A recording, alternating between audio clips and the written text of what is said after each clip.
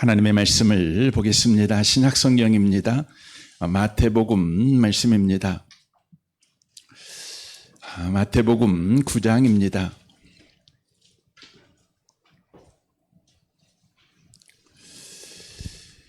마태복음 9장 35절에서 10장 1절까지 말씀을 보겠습니다. 마태복음 9장 35절에서 10장 1절까지 말씀을 보겠습니다. 이 기록된 말씀을 같은 목소리로 읽겠습니다. 읽으실 때 하나님의 음성을 듣는 복 있는 시간 되시기를 바랍니다.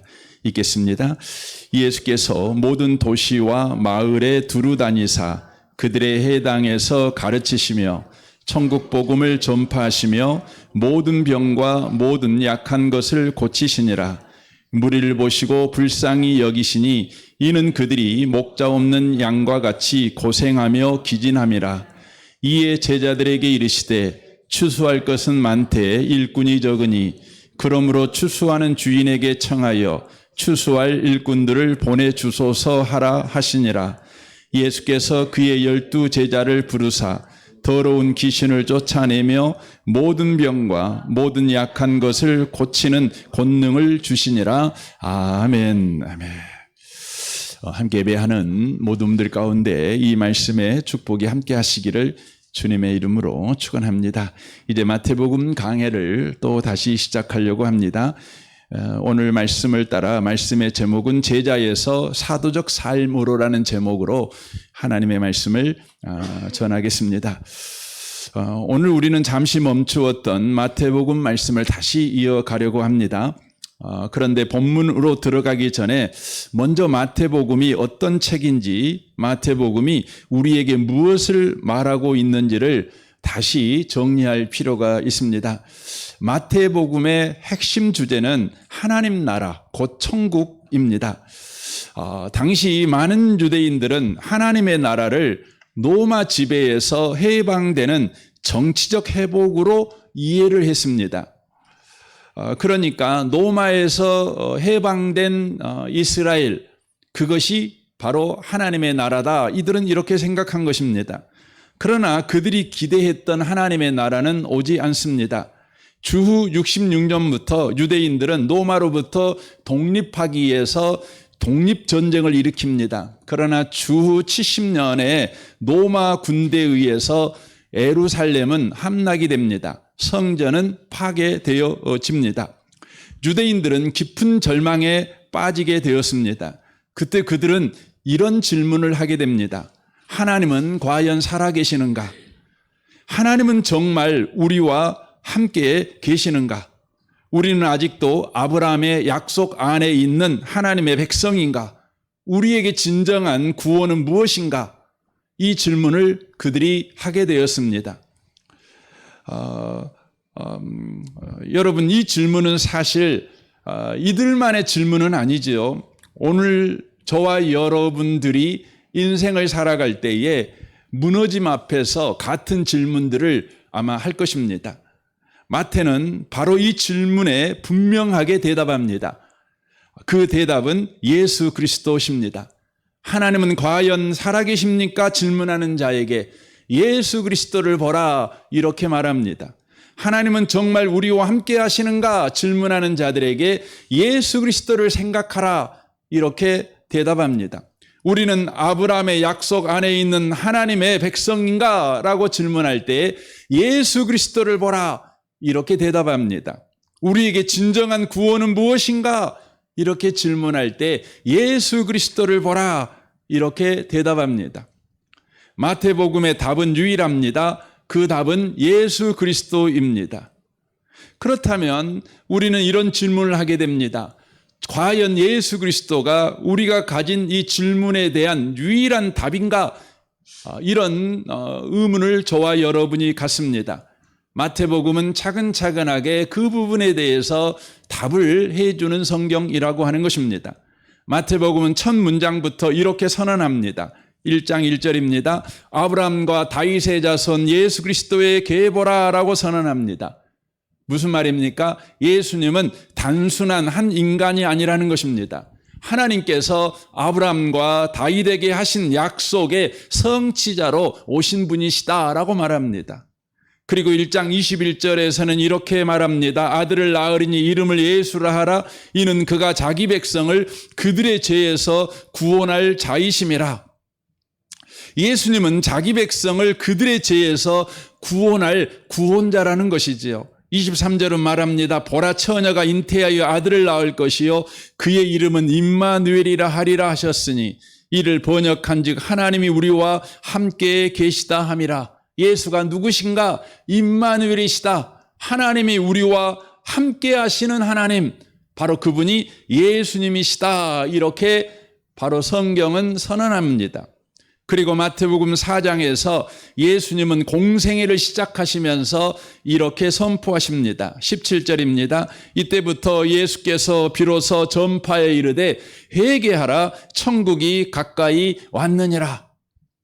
이 말씀은 단순히 하나님의 나라가 가까이 언젠가는 올 것이다, 이런 의미의 뜻이 아닙니다. 하나님 나라의 왕이신 예수께서 친히 이 땅에 오셨다는 바로 선언입니다. 바로 예수 안에서 하나님의 나라가 이 땅에서 시작되었다는 선언, 그것이 회개하라 천국이 가까이 왔느니라는 말씀입니다. 그러므로 예수님이 계신 곳에 하나님의 나라가 임한다는 말씀이지요. 예수님이 다스리는 곳에 하나님의 나라가 나타난다는 것입니다. 그렇다면 예수님은 이 하나님의 나라를 어떻게 우리에게 보여주셨습니까? 마태복음 4장 23절입니다. 예수께서 온 갈릴리에 두루 다니사 그들의 해당에서 가르치시며 천국 복음을 전파하시며 백성 중에 모든 병과 모든 약한 것을 고치시니라고 말합니다. 예수님이 계신 곳에 하나님의 나라가 임한다. 예수님이 다스리는 곳에 하나님의 나라가 나타난다. 이것을 예수님이 보여주시는 일을 하시는데 세 가지 일을 하셨다는 것입니다.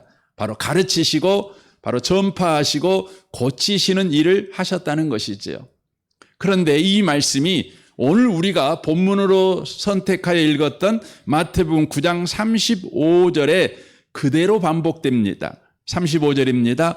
예수께서 모든 도시와 마을에 두루 다니사 그들의 해당에서 가르치시며 천국 복음을 전파하시며 모든 병과 모든 약한 것을 고치시니라 라고 말씀합니다.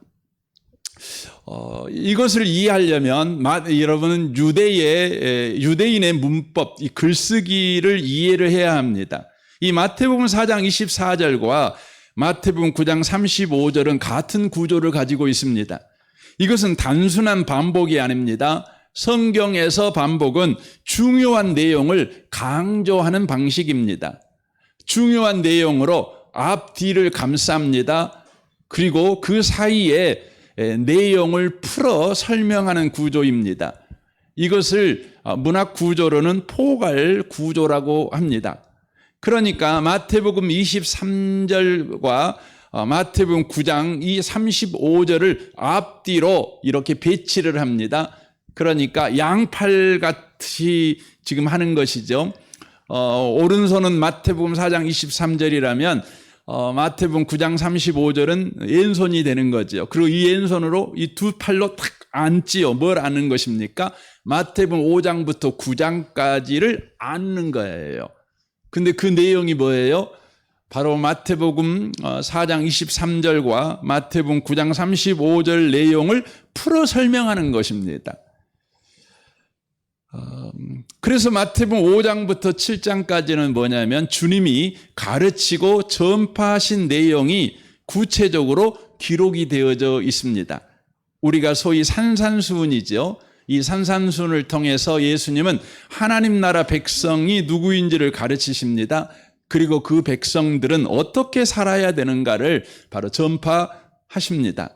그리고 마태복음 8장과 9장에서 예수님이 하나님의 나라를 실제로 보여주시는 내용이 기록되어 있습니다. 그래서 나병 환자와 이방인 백부장의 종을 고치시고 귀신 들린 자를 자유케 하시고 중풍병자를 일으키시고 소외되고 무시받던 세리와 죄인들과 함께 식탁에 앉으시고 혈류병 앓았던 여인을 회복시키시고 눈먼 자들의 눈을 보게 하고 말 못하는 자를 말하게 하시는 내용이 기록이 되어져 있습니다.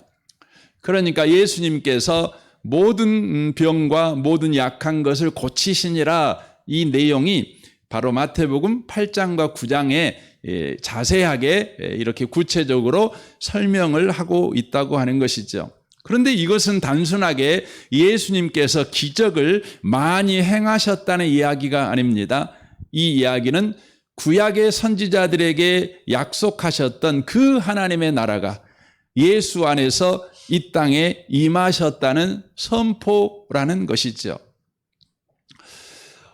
그러니까 이 마태복음 9장까지 지금 성경이 이야기하는 내용은 그것입니다. 예수는 하나님 나라의 왕이시다. 하나님이시다. 그분이 이 땅에 오셨다. 그분이 이 땅에 오심으로 이 땅에 하나님의 나라가 시작되었다. 그것을 말하는 것입니다. 그래서 하나님의 나라는 멀리 있는 추상적인 나라가 아닙니다. 예수님이 가시는 곳마다 하나님의 나라가 나타나고 예수님을 만나는 사람마다 하나님의 나라에 참여하게 된다는 것입니다. 그러므로 오늘 본문 마태복음 9장 35절은 우리에게 이렇게 선언하는 말씀입니다. 구약의 선지자들이 약속하였던 하나님의 나라가 예수 안에서 이 땅에서 이미 시작되었다. 그리고 예수님은 그 하나님의 나라를 가르치시고 전파하시고 고쳐주심으로 보여주셨다. 이렇게 이야기하고 있는 것입니다. 그러므로 성도들은 꼭 기억을 해야 될 것이 있습니다. 저와 여러분이 이 땅을 살아갈 때 꼭 기억해야 되는 것은 하나님의 나라는 단순히 죽어서 가는 어떤 장소만을 말하는 것이 아니라는 것입니다. 하나님의 나라는 하나님께서 예수를 통해 우리를 다스리는 실제적인 현실을 의미하는 것입니다. 다시 말씀드립니다. 하나님의 나라가 뭡니까? 하나님께서 예수를 통해서 우리를 다스리는 실제적인 현실, 그게 하나님 나라라는 것입니다. 우리에게는 이미 하나님의 나라가 임했어요. 그래서 저와 여러분이 예수를 믿었지요. 하나님의 나라가 우리에게 임하니 우리의 죄가 용서받았지요. 우리가 하나님의 자녀가 되었지요. 우리의 깨어진 마음이 회복되지요. 우리의 무너진 삶이 다시 세워지지요. 그리고 우리의 생각과 말과 행동이 하나님의 뜻에 맞게 빚어가고 있는 인생을 지금 우리가 살고 있는 겁니다. 그러니까 저와 여러분이 예수 믿고 살아가는 모든 삶의 과정, 삶의 현실, 그리고 예수님 때문에 하나님과 관계하며 살아가는 것, 이 모든 것이 뭐냐면 바로 하나님의 나라라는 것입니다. 그러므로 여러분과 저는 지금 하나님의 나라 속에 살고 있습니다. 그래서 예수를 믿는다는 것은 단순히 종교를 하나 가진 것이 아닙니다. 예수를 믿는다는 것은 우리의 전 인생의 과정, 우리가 어렸을 때, 청년 때, 장년 때, 노년 때, 이 모든 때가 또 저와 여러분이 슬픈 날도 있고 기쁜 날도 있고 괴로운 날도 있고 여러분과 제가 환희에 찬 소리를 지를 날도 있고 수없이 많은 현실을 우리가 살아가는데 그 현실도 다 뭐냐면 하나님의 나라, 하나님 안에 다스림을 받는 바로 현실, 이게 예수 믿는다는 거라는 것입니다. 사랑하는 성도 여러분, 여러분과 제가 예수 믿지요? 저와 여러분은 이미 하나님 나라에 들어와 살고 있음을 믿으시기를 바랍니다. 여러분의 현실은 지금 하나님 나라의 영향, 하나님 나라의 통치 아래 있다고 하는 것입니다. 그렇다면 이제 우리는 어떻게 살아야 되느냐? 이 문제가 남지요. 오늘 본문 9장 35절은 단지 앞 내용을 마무리하는 문장으로 끝나지 않습니다. 왜냐하면 10장을 보시면 이렇게 돼 있습니다. 예수께서 그의 12제자를 부르사 더러운 귀신을 쫓아내며 모든 병과 모든 약한 것을 고치는 권능을 주시니라 라고 말씀합니다. 35절에서 예수께서 하신 일이 바로 10장 1절에서 제자들에게 맡겨지고 있는 것을 보게 되어집니다. 이는 저와 여러분에게 어떻게 살아야 되는가를 지금 말씀하고 있는 것입니다. 이 장면은 마태복음 마지막 장면인 28장의 대이임령과 연결됩니다. 19절입니다. 하늘과 땅의 모든 권세를 내게 주셨으니 그러므로 너희는 가서 모든 민족을 제자로 삼으라 라고 말씀하십니다. 예수님께서 이 세상에 하나님 나라의 왕으로 오셨습니다. 그리고 이 세상 가운데서 우리를 자기 백성으로 부르셨습니다. 그리고 우리에게 권능을 주십니다. 하나님의 나라 속에 살아가는 영광된 삶을 우리에게 주십니다. 그리고는 뭐라고 말씀합니까? 다시 세상 속으로 우리를 보내시고 계시는 장면입니다. 그러니까 우리를 세상 속에서 우리를 부르신 주님이 다시 우리를 세상으로 보내시고 계시는 것이죠. 왜 그렇게 하실까요? 이것이 예수께서 하나님의 나라를 확장하시는 바로 방식이기 때문에 그렇습니다. 바울은 디모데에게 그래서 이렇게 말합니다. 디모데후서 2장 2절입니다. 또 내가 많은 증인 앞에서 내게 들은 바를 충성된 사람에게 부탁하라. 그들이 또 다른 사람들을 가르칠 수 있으리라 라고 말씀합니다. 여기에 보면 짧은 문장이지만 여기에 자그만치 5명의 사람이 등장하고 있습니다. 가장 먼저 등장하는 사람이 누굴까요? 사람이자 하나님이신 예수님이 등장합니다. 그리고 그 다음에 등장하는 사람이 누구죠? 바울이 등장합니다. 예수님이 바울을 바로 구원했습니다. 그랬더니 그 바울이 지금 누구에게 말하고 있는 거지요? 디모데에게 말합니다. 뭐라고 말합니까? 충성된 사람에게 부탁해라. 그러면 그 충성된 사람이 또 다른 사람에게 가르칠 수 있으리라 라고 말씀합니다. 그러니까 이 성경은 우리에게 말합니다. 하나님의 나라가 이 세상에 확장되는 방식이 뭐냐면 사람과 사람에게 복음이 계승되는 방식으로 하나님의 나라가 확장된다는 것입니다. 한 사람이 듣고 믿고 그 사람이 전합니다. 전한 말을 또 다른 사람이 듣고 믿고 그가 또 다른 사람에게 전합니다. 그러면 또 그가 듣고 믿고 또 다른 사람에게 전합니다. 이렇게 시대를 넘어가고 지역을 넘어가고 사람에게 넘어가 바로 하나님의 나라가 확장되어지는 방식, 이게 하나님의 방식이라고 하는 것입니다. 제가 이 설교를 준비하면서요, 긴 시간 동안 시간을 들여서 나에게 대체 어떻게 복음이 왔냐 하고 찾아봤습니다. 내가 어떻게 예수를 믿냐? 그리고 내가 목사가 되어서 여러분에게 또 복음을 전하고 있지요. 분명히 제가 전한 복음을 듣고 여러분 가운데 또 누군가에게 복음을 전하는 사람이 분명히 있을 것입니다. 근데 제가 어떻게 복음을 받았냐 그랬더니 가만히 생각을 해봤어요. 그랬더니 가장 먼저 제 아버지죠. 제 아버지로부터 저는 복음을 받았습니다. 그러면 제 아버지는 누구로부터 복음을 받았냐면 목포 세목포 교회, 목포 제일교회라고 그러죠. 김일란 목사님에게 복음을 받았어요. 그럼 이 김일란 목사님은 언제 복음을 받았냐? 이분이 1925년도에 유아 세례를 받았다는 당회록이 있어요. 누구에게 그 세례를 받았냐면 미국의 선교사인 뉴서백 선교사님이십니다. 미국 영어로는 존 니무엘 니스벳이라는 선교사님이십니다. 그러면 이 니스벳이라는 선교사님은 누구한테 복음을 들었냐? 제가 이거 찾느라고 굉장히 시간을 오래 먹었어요. 리처드 오른 풀린이라는 분에게 복음을 받았어요. 그러면 이 리처드 오른 풀린은 또 누구한테 복음을 받았냐? 그럼 윌리엄 풀린, 이분이 아버지거든요. 이분한테 복음을, 여기까지밖에 내가 못 찾겠더라고요. 그러니까 저에게 복음이 올 때 어떻게 하냐면 이 풀린이라는 분은 미국의 조지아주에 있었던 분이셔요. 이분이 아들에게 복음을 전했어요. 그때 이 아들이 애틀란타에 있는 누세백이라는 분에게 복음을 전한 거예요. 근데 이 유세백이라는 분이 이 태평양을 건너가지고 한평에 있는 바로 김일란이라는 분에게 복음을 전한 거예요.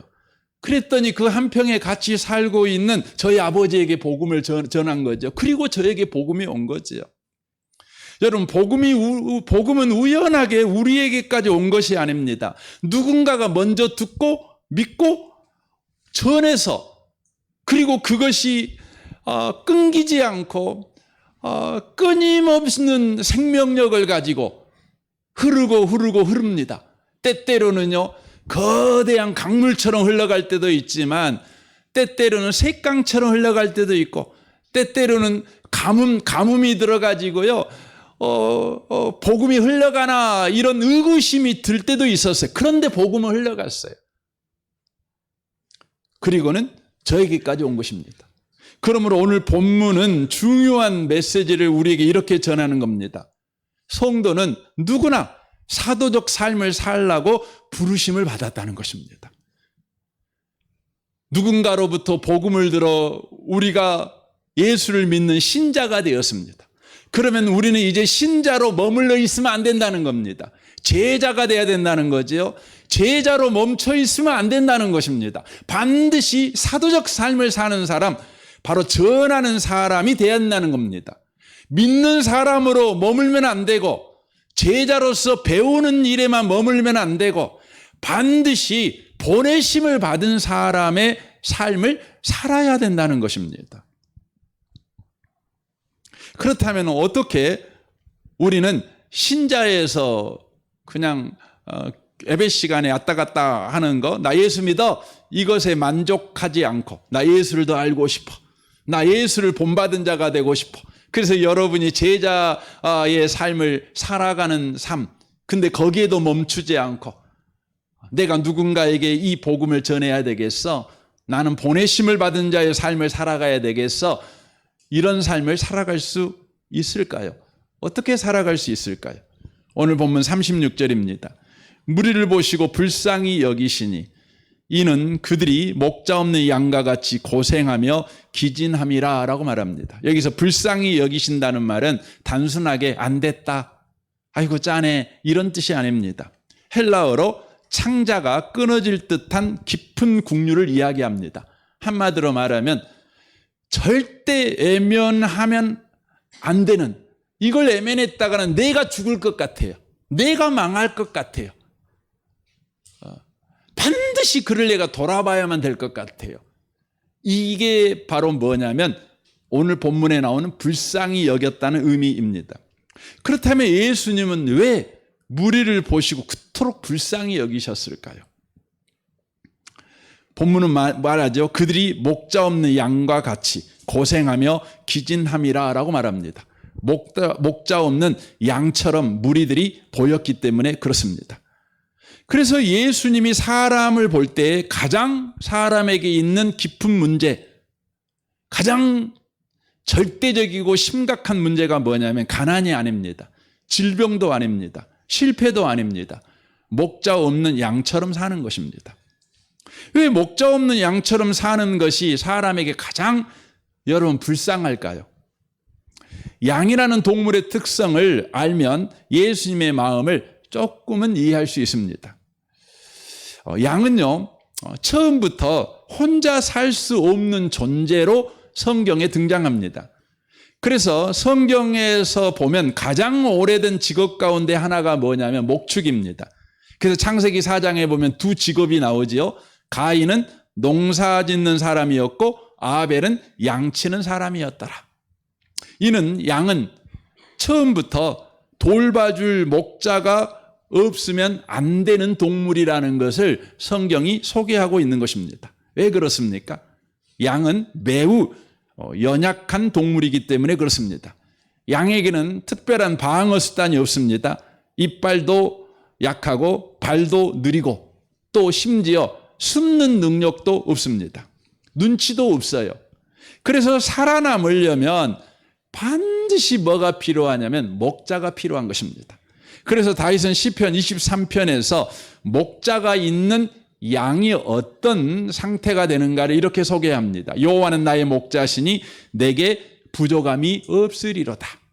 그러니까 양의 생사는 어디서 결정되냐면 양 자신에게서 결정되는 것이 아니라 목자가 있냐 없냐로 결정된다는 것입니다. 양은 또 길을 잃기가 쉽습니다. 양을 여러분 가만히 보면은 양은요, 온통 눈앞에 있는 풀에만 집중합니다. 먹을 것에만 집중합니다. 그래서 고개를 숙이고 계속 풀을 뜯습니다. 그러다가 어느 순간 무리에서 멀어집니다. 자기도 모르게 무리에서 이탈해서 길을 잃어버리는 애토리가 됩니다. 어떻게 될까요? 다시 돌아가면 되잖아요. 다시 돌아가지를 못합니다. 결국 사나운 짐승의 밥이 됩니다. 그래서 이 양에게는 반드시 뭐가 필요하냐면 목자가 필요한 것입니다. 또한 양은요, 넘어지면 스스로 일어나지 못합니다. 양은 몸집에 비해서 다리가 가늘어서 뒤집어지면 스스로 일어나지 못합니다. 그래서 시간이 지나면 호흡곤란이 오고 결국 죽게 됩니다. 그래서 양은 넘어졌을 때 반드시 목자가 필요한 것입니다. 그래서 목자 없는 양은 예수님이 말씀하신 것처럼 고생하며 기진할 수밖에 없는 것입니다. 이 말은 단순히 피곤하다는 뜻이 아니라 더 이상 힘이 없는 상태, 탈진해버린 상태를 바로 이야기하는 것입니다. 오늘날 우리들도 마찬가지죠. 오늘날 우리는 과거 어느 시대보다 풍요롭고 편리하게 살아갑니다. 그러나 동시에 가장 지쳐 살아가는 시대의 사람이기도 합니다. 우울증, 불안장애, 수면장애, 분노 조절장애, 만성 피곤에 찌들어서 저와 여러분이 살아갑니다. 왜 그럴까요? 돈이 없어서요? 아닙니다. 건강 잃어서요? 그것도 아니지요. 지식이 부족하고 능력이 부족해서요? 여러분, 그것도 아닙니다.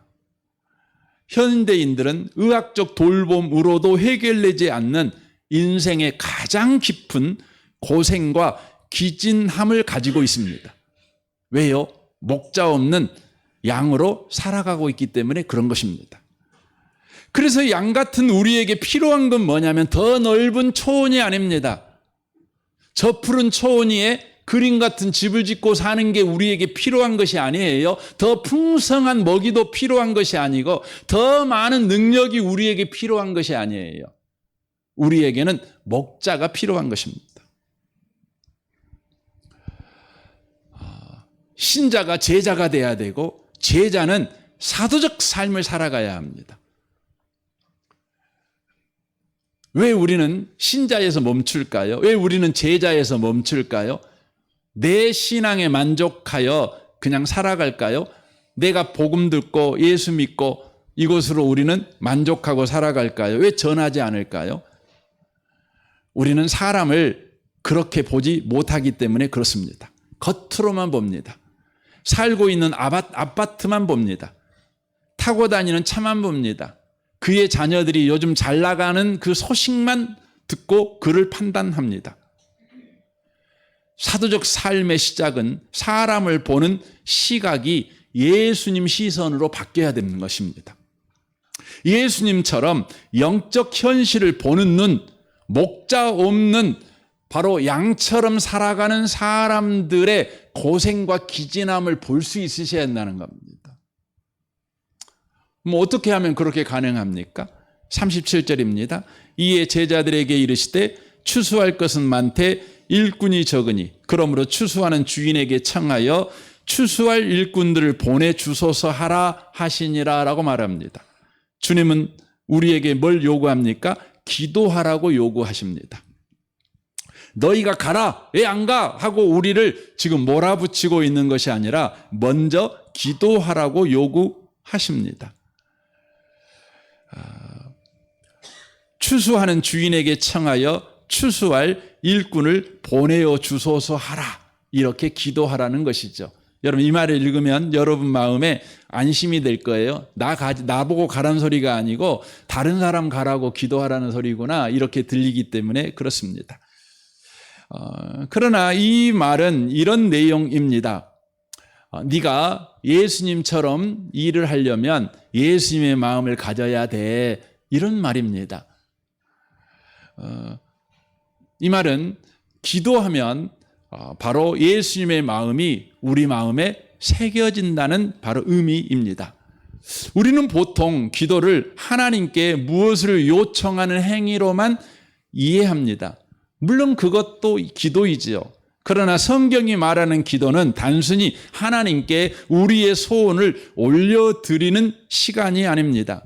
기도는 하나님과의 바른 관계 안에서 내 마음이 하나님의 마음으로 조종되는 시간입니다.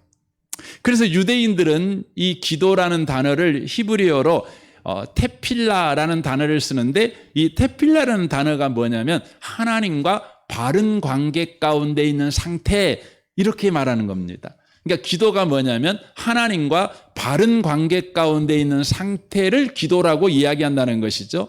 이 말은 하나님 앞에서 자신을 돌아보고 하나님께 자신을 맞추어가는 조정 과정이 있는 상태, 이것을 가르쳐 바로 기도라고 하는 것이죠. 오늘 본문은 바로 그 기도의 본질을 바로 보여주고 있습니다. 예수님께서 제자들에게 뭐라고 말씀하셨습니까? 추수하는 주인에게 청하여 추수할 일꾼을 보내달라, 이렇게 기도하라고 말씀하십니다. 그랬는데 놀라운 장면이 그 다음에 나오지요. 10장 1절입니다. 예수께서 그의 12제자를 부르사 더러운 귀신을 쫓아내며 모든 병과 모든 약한 것을 고치는 권세를 주시니라. 2절입니다. 12사도의 이름은 이러하니라고 돼 있지요. 주님께서 그들에게 기도해, 제자들에게 기도해, 이렇게 말을 했어요. 분명히 그들은 그 말씀을 붙잡고 기도했겠지요. 기도했더니 그들이 어떤 사람으로 변화됐어요? 12사도가 되었어요.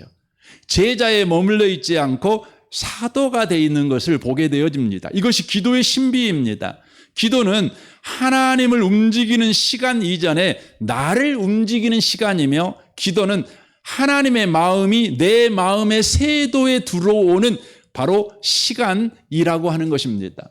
기도하기 전에는 다른 누군가가 해야 할 일로 보였습니다. 그런데 기도하다 보니 어느 순간 내가 순종해야 될 일로 보입니다.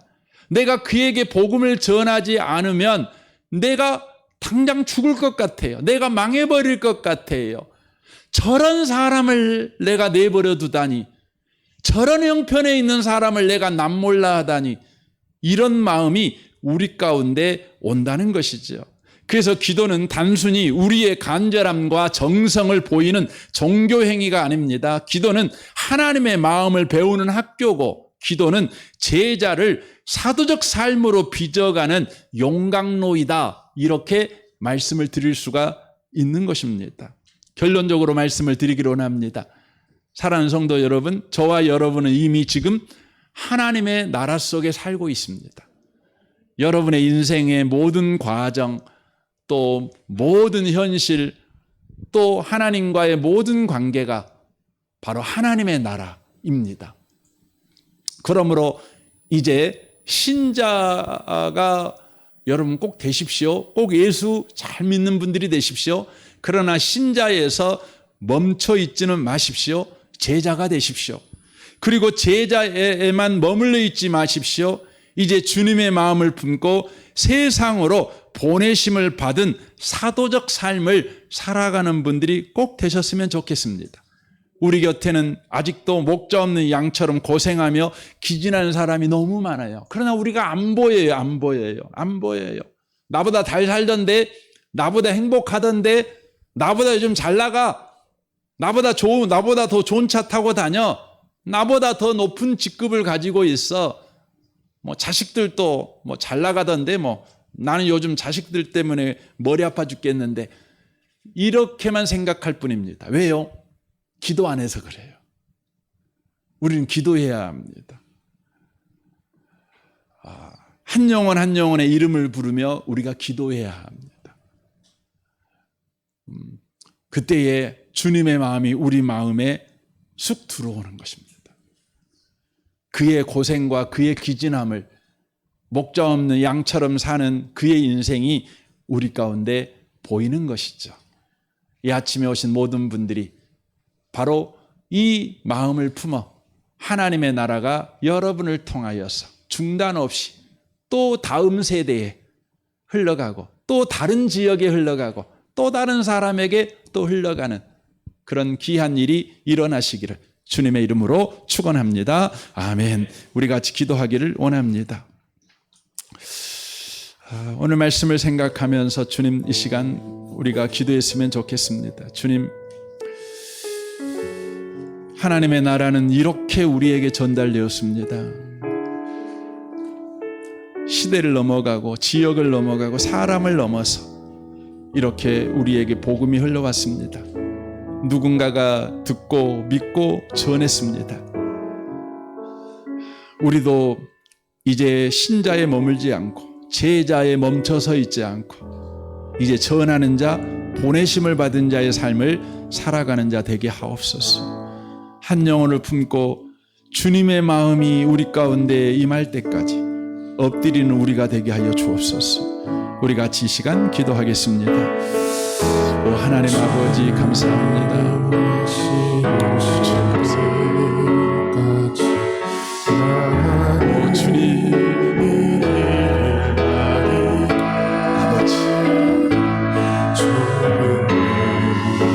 주님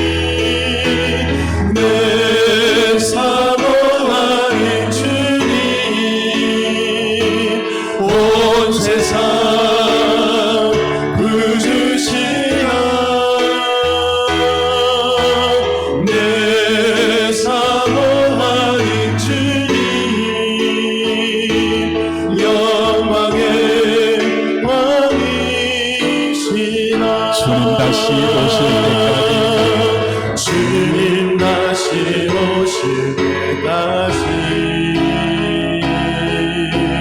나는 일어나 달려가리라. 주의 영광 온 땅 높을 때 나는 일어나 노래하리. 내 사모하는 주님 온 세상 구주시라. 내 사모하는 주님 영광의 왕이시라.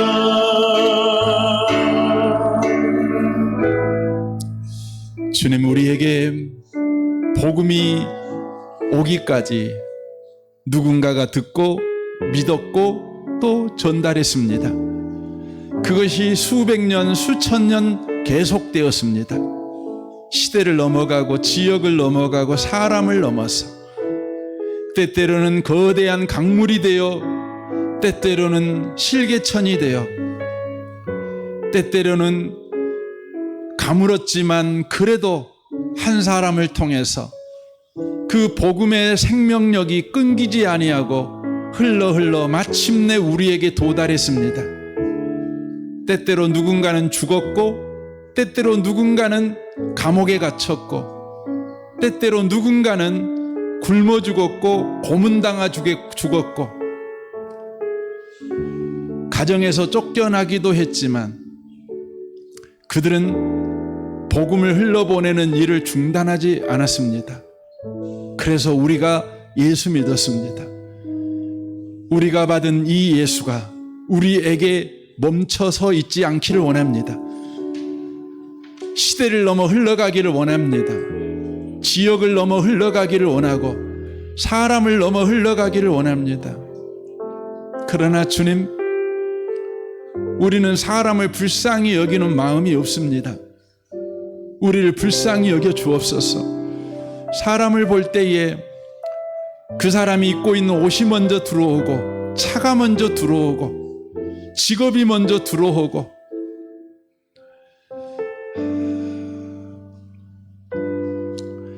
그가 살고 있는 아파트가 먼저 눈에 들어옵니다.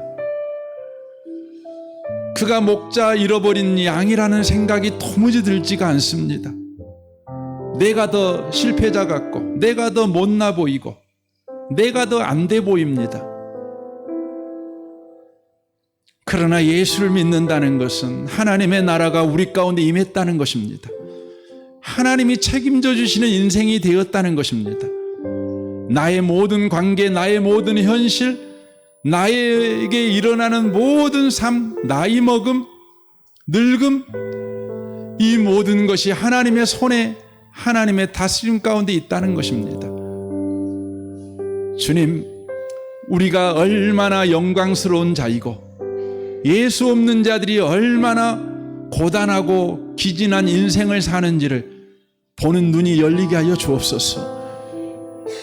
기도를 쉬는 죄를 범하지 않게 하여 주옵소서. 우리는 기도하지 않습니다. 내 문제가 급하니 내 문제 해결해 달라고 구하는 일에 기도를 다 써버립니다. 사람을 바르게 보는 눈을 구하지 않습니다. 주님, 우리를 불쌍히 여기시고 이후로부터 계속해서 주님, 우리로 엎드리는 자 되도록 기도의 영을 부어주시고 눈을 열어 사람을 볼 줄 아는 눈이 열리도록, 영안이 열리도록 우리를 축복하여 주옵소서. 이 시간 헌금합니다. 헌금하는 손들을 주님 복되게 하시고 저들의 삶이 주님 안에 있는 인생임을 한시도 놓치지 않게 하여 주옵소서. 예수님의 이름으로 기도합니다. 아멘.